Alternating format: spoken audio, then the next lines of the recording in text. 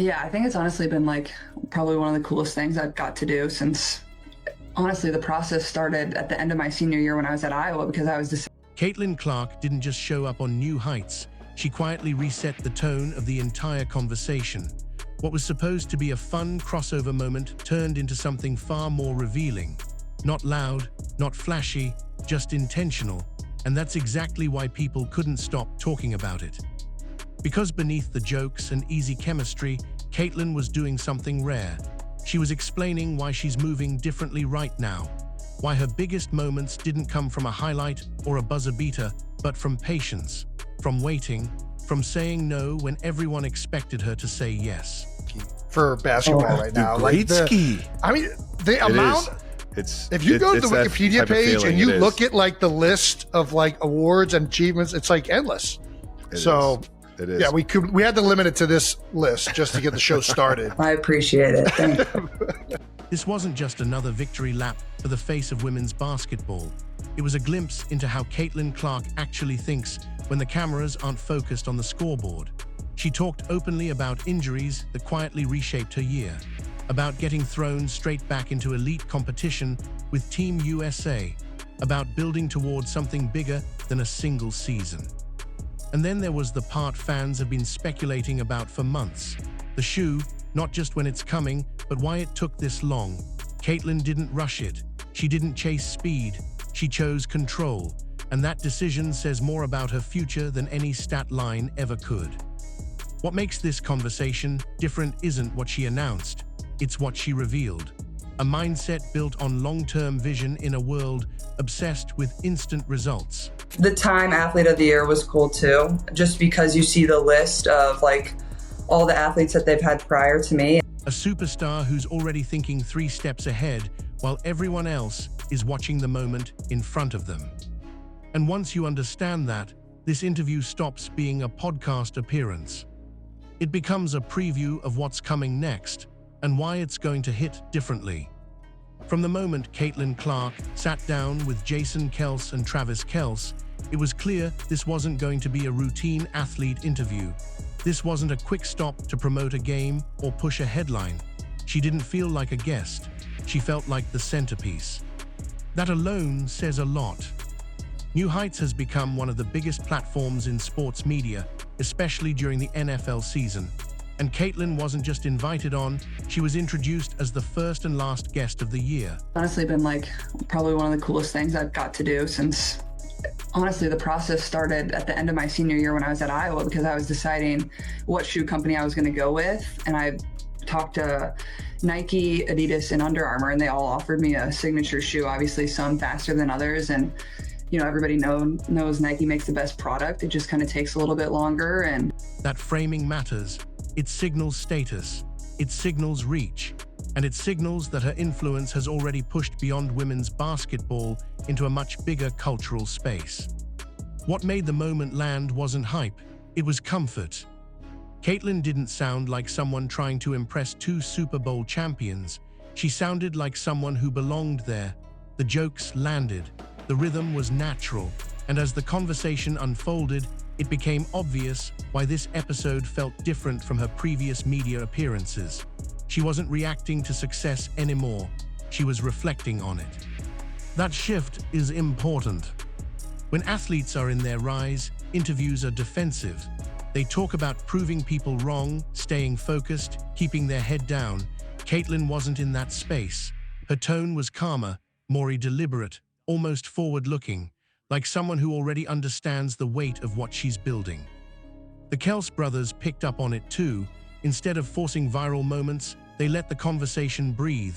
They asked about process, about decisions, about how things actually work behind the scenes, and Caitlin didn't dodge, she leaned in. That's when the narrative started changing. This wasn't about being the face of a league anymore. It was about managing expectations, her own and everyone else. About slowing things down in a career that's been moving at warp speed since Iowa, and about recognizing that timing matters just as much as talent. The setting amplified everything. 2 NFL veterans who have navigated fame, pressure, and longevity sitting across from a player just beginning the professional chapter of her career. It wasn't mentorship on paper, but it felt like mutual understanding. And then, almost casually, Caitlin started hinting at what people really wanted to know. The long game, the shoe, the injuries, the future, no big announcements, no dramatic pauses, just clarity. That's what made this appearance feel like a turning point. She wasn't there to celebrate what already happened. She was there to set the tone for what's coming next. And once that door opened, the conversation shifted to the moment fans have been waiting on, the Nike partnership that didn't happen overnight, and why that delay was completely intentional. From the outside, it looked sudden. One campaign drops, Caitlin Clark is everywhere, and the internet immediately treats it like an arrival moment. But when the conversation turned to Nike, she made one thing clear almost instantly: this wasn't a quick win, it was a long build. She talked about the rollout like someone who had been sitting with it for a while, not just waiting, but planning. The campaign wasn't designed to be a single headline or a flashy commercial that burns hot and disappears. It was meant to signal the beginning of something much bigger, a runway, not a finish line. That distinction matters. For Caitlin, this wasn't about finally getting Nike. It was about Nike committing to her long-term, a full year of build-up, a logo reveal, early merch, gradual storytelling, and eventually, the moment fans had been circling on calendars, stepping onto the court wearing her own shoe. What made this feel different was how personal she described it. The ad wasn't a manufactured version of Caitlin Clark. It wasn't built around a persona. It was built around her actual life, people who mattered, coaches who shaped her, supporters who were there long before the spotlight got this bright. Even the energy on set reflected that. It wasn't stiff. It wasn't corporate. It felt like home. That's rare in this space. Most signature campaigns are about scale, bigger names, bigger moments, bigger spectacle. Caitlin's was about alignment, about making sure the story matched the player, and that's why she sounded genuinely excited, not just proud. She kept coming back to the same idea: this is just the start. The logo wasn't the point. The merch wasn't the point. Even the commercial wasn't the point. All of it was laying the groundwork for what's next. The shoe, the one fans have been asking about since before she even entered the league. And that's where expectations usually get dangerous. Because signature shoes come with pressure, comparison, legacy talk. Caitlin didn't lean into any of that. She talked about it like a hooper would, focused on feel, comfort, and actually wanting to wear it every night.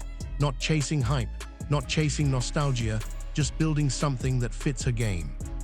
The way she framed it made one thing clear. She wasn't rushing because she didn't have to. She understood her leverage. She understood her moment. And she understood that getting it right once is more important than getting it fast. That mindset is easy to miss if you're only looking at headlines. But in that conversation, it came through loud and clear. Caitlin Clark isn't chasing milestones anymore. She's stacking foundations. And that patience didn't come out of nowhere. Because when she started talking about the last year of her career, the part most fans gloss over, it became obvious why this moment feels so earned, why she's moving slower, and why the injuries she dealt with quietly reshaped how she sees everything. That's where the conversation turned next. For all the noise around Caitlin Clark's rise, the past year didn't unfold the way most people imagine. There were no clean storylines, no smooth transition. What she described on the podcast was a season defined less by highlights and more by interruption. It started with injuries that wouldn't fully go away. Not one dramatic moment, not a single setback you can circle on a calendar, just a frustrating cycle, one nagging issue leading to another. Groins, quads, the kind of injuries that don't just limit performance, they mess with rhythm. They force you to stop, restart, and relearn things your body normally does without thinking. At one point, Caitlin admitted something that caught a lot of people off guard. She had to relearn how to run. That line said everything. When you're sidelined long enough, even the basics feel foreign. Timing disappears, conditioning resets, confidence takes a hit. And for a player who thrives on flow and feel, that kind of stop-and-start grind can be exhausting. What stood out wasn't frustration, it was honesty. She didn't sugarcoat it. She didn't pretend it made her stronger overnight. She admitted it stunk, that it wasn't how she pictured her rookie season going, that it tested her patience in ways she hadn't dealt with before. But then she zoomed out. Instead of centering the story on herself, she talked about the bigger picture. The Indiana Fever didn't just lose her, they lost bodies across the roster. Rotations were constantly changing, lineups never settled. At one point, half the team was dealing with something. And yet, they kept winning. They pushed through, they stayed connected. They found ways to compete. When Caitlin mentioned they were one game away from the finals, it reframed the entire season. Not as a disappointment, not as a what if, but as proof that resilience mattered more than perfection. That's where her mindset really came into focus. The injuries didn't define the year, the response did. And when she finally got cleared, there was no easing back in, no soft landing. She was thrown straight back into elite competition. 3 days, best players in the world, no margin. Most players would dread that moment. Caitlin sounded energized by it. She talked about the joy of being tested immediately, of finding out right away whether she was still herself, and that's the part fans sometimes miss. For players at this level, competition isn't pressure, it's clarity. She didn't want protection, she wanted truth.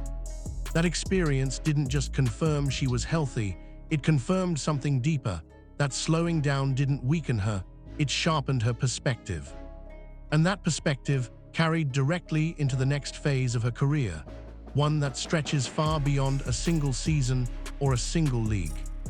Because once she started talking about Team USA, the tone changed again. Less reflection, more focus. Less recovery, more ambition. And that's when it became clear, this chapter isn't about getting back to where she was. It's about where she's going next. The conversation shifted the moment Team USA came up. The jokes faded, the tone sharpened, and suddenly, you could hear the difference between someone talking about recovery and someone talking about responsibility. There was no easing back in, no gradual ramp-up. According to Caitlin Clark, she went from rehabbing nagging injuries to practicing with the best players in the world almost immediately. 3 days, that's it. No buffer, no sympathy reps, just elite competition and expectations that don't wait for anyone. She described it as getting thrown right back into the fire, and she meant that in the best way. For most players, that situation would feel overwhelming. After months of stop-and-start injuries, the last thing you'd want is to test yourself against veterans who have already proven everything. But Caitlin framed it differently. For her, that environment was the fastest way to answer the only question that mattered. Am I still me? Running full speed, defending at a high level, processing reads instantly.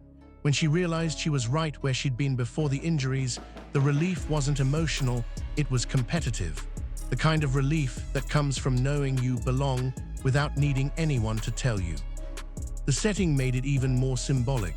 Practicing at Duke, one of the most historic basketball environments in the country, wasn't lost on her. It felt like a reset, not a comeback tour, but a checkpoint, a quiet marker that the next cycle had officially started. And when she talked about that cycle, it became clear this wasn't short-term thinking. She laid it out calmly: World Cup in 2026, Olympics in 2028, no guarantees, no assumptions, just goals placed far enough ahead that they demand patience and discipline. She even acknowledged how deceptive time can be. 4 years sounds distant until you realize how fast seasons disappear. That awareness matters. Because Team USA isn't about potential, it's about readiness. There's no room for reputation. Every rep is evaluated, every mistake is remembered. And Caitlin didn't talk about it like an honor she was owed. She talked about it like something she still has to earn. Even the small details revealed that mindset. The jersey number conversation, being assigned a random number as a newcomer, wasn't treated as disrespect or inconvenience. It was context, a reminder that this space has hierarchy, history, and standards that don't bend for hype. She even shared a detail most fans wouldn't think about. In international basketball, jersey numbers are limited. You don't get to pick freely. You inherit a number that carries decades of legacy, names, and expectations. For her, that wasn't intimidating. It was motivating. Because that's what this level demands. No comfort, no shortcuts, no coasting on what you've already done. And that's why this part of the conversation mattered so much. It showed that Caitlin isn't just planning her next season, she's mapping out years, managing her body, choosing patience, building toward moments that can't be rushed. But just when the conversation started feeling heavy, she did something that made it unmistakably her. She laughed. And that's where the tone shifted again, away from legacy and pressure, and into a moment that revealed how grounded she still is. Because for all the talk about Olympics and global stages, Caitlin was still perfectly willing to joke about the one thing everyone keeps asking her. Dunking. Right when the conversation started drifting into legacy territory, Caitlin Clark pulled it back to earth. The talk about dunking did exactly what it needed to do. It stripped away the seriousness and reminded everyone why she's so easy to connect with. She didn't dodge the question, she laughed at it. Could she dunk? Not really. Could she grab the rim? Maybe on a good day. And instead of turning it into a what if, she flipped the entire premise on its head. Dunking looks cool, she admitted, but it's not the measuring stick people think it is. That's where the conversation got sneaky in the best way. Caitlin broke it down simply. Dunking is mostly genetics and timing. Shooting, on the other hand, is something almost anyone can actually learn. And once she started talking about shooting, her tone shifted into something closer to a teacher than a superstar. She explained how bad habits form early, how young players compensate for lack of strength by flaring elbows, pushing the ball, or forcing range too soon, and how those habits don't just disappear, they stick with you for years. Then she told the story that tied it all together. Growing up, she used to get frustrated with her dad. While everyone else was impressed by how far she could shoot, he was focused on mechanics. He wouldn't let her pull from deep if her form wasn't right. He slowed her down, corrected her, refused to let bad habits slide. At the time, she hated it. Looking back, she gets it. That discipline is why her shot travels so well under pressure, why her range doesn't fall apart late in games, why her confidence isn't dependent on rhythm or crowd energy. The foundation was built early, even when it wasn't fun. That moment on the podcast wasn't about dunking or shooting drills. It was about mindset. It revealed how Caitlin thinks about improvement, not as shortcuts, not as viral moments, but as repetition, correction, and patience. The same themes that kept popping up throughout the conversation. And that's what made this section more important than it seemed on the surface. Because while the dunking debate was lighthearted, it reinforced something deeper. Caitlin isn't chasing validation. She doesn't need to prove anything with flash. Her game is built on reliability, on skills that hold up when the moment gets heavy. That's also why she wasn't fazed by being thrown back into elite competition after injury, and why she isn't rushing the biggest decision of her professional career. The shoe. When the conversation drifted back towards sneakers, it was clear that the same philosophy applied. She didn't want something that just looked good on camera. She wanted something that performed, something she'd actually trust night after night. And when she finally explained how that process works, who approached her, how long it took, and why she didn't rush, it revealed more about her future than any highlight ever could.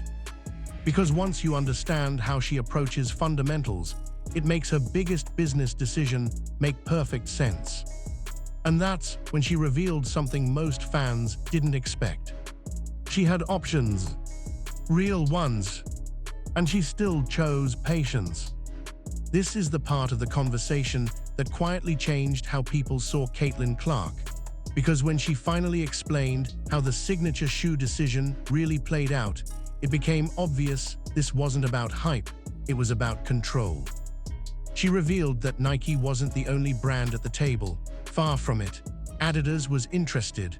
Under Armour was interested. Multiple companies were willing to move fast, put something out quickly, and lock her into a signature deal almost immediately. For most young stars, that's an easy yes. Caitlin didn't take it. Instead of jumping at the fastest offer, she slowed everything down. She admitted the process started back at the end of her senior year at Iowa, long before the WNBA spotlight reached its current level. And even then, she wasn't thinking about headlines. She was thinking about longevity. That's when Nike separated itself. Nike didn't promise speed, they promised precision, a longer timeline, more development, more testing, and a process that would take patience. Caitlin framed it plainly: Nike makes the best product, but it takes longer to get it right. For someone who grew up watching basketball, that mattered. Nike, Jordan, that was the standard, not just as a brand, but as a symbol of doing things the right way, even if it meant waiting. What stood out wasn't brand loyalty, it was self-awareness. She understood that a signature shoe isn't just merch, it's an extension of your identity. It follows you through every phase of your career, and once it's out there, you can't take it back. That's why rushing didn't make sense to her. She also made something else clear: she didn't want a copy. A lot of signature shoes fall into that trap. Same silhouette, same feel, just a different name stamped on the side. Caitlin didn't want that. Even though she's played in Kobe models and respects that lineage, she didn't want her shoe to feel borrowed from someone else's legacy. She wanted it to feel unmistakably hers. That meant being deeply involved, testing comfort, demanding specific tech, making sure it felt right on court, not just in photos. She even talked about how seriously international markets take performance details, especially in places like China, where fans will literally cut shoes open to inspect what's inside. That detail mattered. It showed this wasn't branding talk. This was a hooper obsessing over feel, cushioning, and responsiveness. She wanted the technology in her shoe to be equal to, or better than, what she already trusted. And then she said something that really stuck. The technology going into her shoe isn't something Nike has used in a basketball shoe before. No specifics, no spoilers, just enough to let you know this isn't a recycled template, it's a build from the ground up. That's when everything clicked.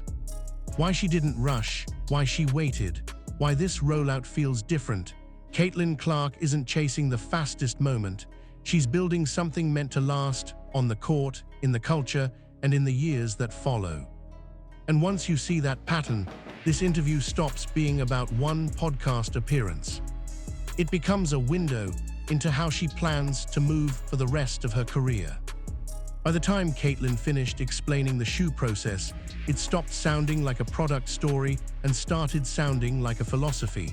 This wasn't about colors, hype drops, or selling out on release day.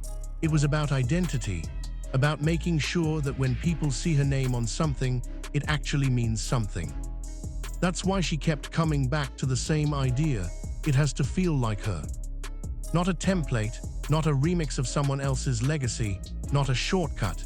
Even when she talked about Kobe models, shoes she genuinely loves and plays in, she was clear. Respect doesn't mean imitation. Her game is different, her movement is different, her rhythm is different, and the shoe has to reflect that. What made this especially interesting is how naturally it connects to everything else she talked about in the interview. The injuries forced her to slow down. Team USA reminded her nothing is guaranteed. Her dad teaching fundamentals showed her that doing things right early matters more than doing them fast. Every part of this conversation kept circling the same truth. Patience is power. That's a hard mindset to maintain when you're one of the most talked about athletes in the world, when every move gets dissected, when fans want everything now. Caitlin didn't sound unaware of that pressure. She sounded comfortable resisting it. And that's what makes this next chapter feel different. She isn't chasing moments anymore. She's curating them, choosing when to speak, choosing when to move, choosing when to wait. Even on a podcast full of jokes and banter, she stayed intentional without ever sounding rehearsed. That balance is rare. She can joke about dunking 1 minute and explain shoe technology the next. She can talk about Olympic dreams without sounding entitled. She can acknowledge how frustrating injuries were without letting them define her story. That's not something you learn overnight. That comes from being tested early and often. When the interview wrapped up, it became clear why this episode hit the way it did. Not because of a big announcement, not because of a viral clip, but because it showed a player who understands exactly where she is in her career. Still rising, still learning, but no longer rushing. For fans, that's exciting and challenging, because it means Caitlin Clark won't always give you what you expect when you expect it. She'll give you what makes sense when it matters. And that might be the most important takeaway of all. This wasn't a podcast about a shoe or an injury comeback or even basketball fundamentals. It was about mindset, about resisting noise, about trusting process, and about building something that lasts longer than a season. If this conversation was any indication, Caitlin isn't interested in being remembered for 1 year, 1 shot, or 1 deal. She's building a career with intention. And when the shoe finally hits the court, when her name is stamped on something that reflects how she actually plays, it won't feel rushed. It'll feel earned, which is exactly the point. When you step back and look at this entire conversation, it becomes clear why this moment around Caitlin Clark feels different from anything that came before it. This wasn't a victory lap. It wasn't a branding push. And it definitely wasn't someone riding momentum just because the spotlight is hot. It was someone slowing the game down on purpose. In a sports world obsessed with speed, faster deals, faster debuts, faster returns from injury, Caitlin is moving with intention. Every decision she talked about followed the same pattern. She didn't rush her comeback. She didn't rush Team USA expectations. She didn't rush her signature shoe. And she didn't rush the story she wanted to tell. That restraint is what separates stars from long-term figures. Injuries could have become excuses. Instead, they became perspective. Being thrown back into elite competition could have exposed doubt. Instead, it confirmed readiness. The shoe process could have been about cashing in quickly. Instead, it became about identity and longevity. Even the light moments, the dunking jokes, the dad stories, the banter, weren't filler. They reinforced the same theme. Fundamentals matter, foundations matter, doing things the right way early saves you later. And that's what makes this next phase so intriguing. Caitlin isn't chasing validation anymore. She already knows who she is. She's not trying to be louder than the noise around her. She's letting the noise burn itself out while she builds something underneath it. That kind of confidence doesn't come from hype. It comes from preparation. Fans sometimes mistake patience for passivity. This interview made it clear that's not what's happening here. Every delay has a purpose, every pause has a plan, and every goal she mentioned stretches beyond the present moment. World Cup, Olympics, a shoe that actually reflects her game, a career that doesn't peak early because it was rushed. That's the bigger takeaway. This wasn't about one podcast appearance. It was about revealing how she thinks when no one is forcing a headline. And what she revealed is a player who understands that the most powerful move isn't always the fastest one. If this conversation was a preview, then the next chapter won't just be bigger. It will be steadier, smarter, and harder to knock off course. And when Caitlin Clark finally steps onto the court, wearing something built entirely in her image, it won't feel like a debut. It'll feel like the natural next step of someone who's been planning this moment all along.